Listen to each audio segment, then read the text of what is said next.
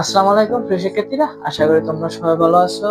আজকে একটা পড়াশোনা রিলেটেড একটা টপিক নিয়ে আলোচনা করবো, যেটা আমি স্কুলে শিক্ষকতা করার সময় বাচ্চাদের সাথে সবসময় বলতাম। ঠিক আছে, তো এখানে একটা টপিক লিখলাম, তুমি কি কখনো নিজেকে একা মনে করো? তুমি কি কখনো নিজেকে একা মনে করো? যদি একা মনে করে থাকে তাহলে তোমার জন্য ভিডিওটি।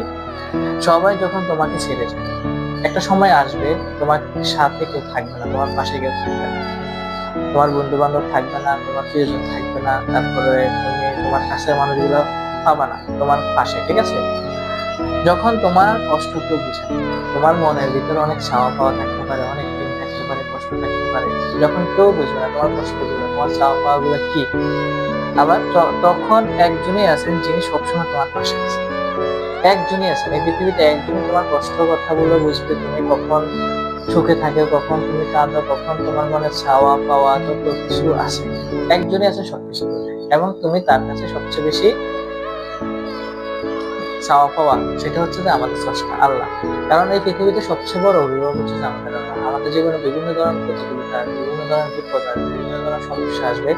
এই প্রতিকূলতা সমস্যা উদ্ধার একমাত্র আল্লাহ তাআলা করে। তুমি যখন বিপদে পড়বা তখন সর্বপ্রথম আল্লাহ তাআলার কথাই স্মরণ করবে, সর্বপ্রথম ওনার কথাই তোমার স্মরণ করবে। ঠিক আছে, মনে করো তোমার হাসপাতাল বেডে তোমার মা বিভিন্ন মানে হচ্ছে যে খুবই খুবই মৃত্যু সজ্জায় আছে, খুবই অসুস্থ আছে, তোমার মাথায় তখন সবচেয়ে বেশি স্মরণ কার হবে?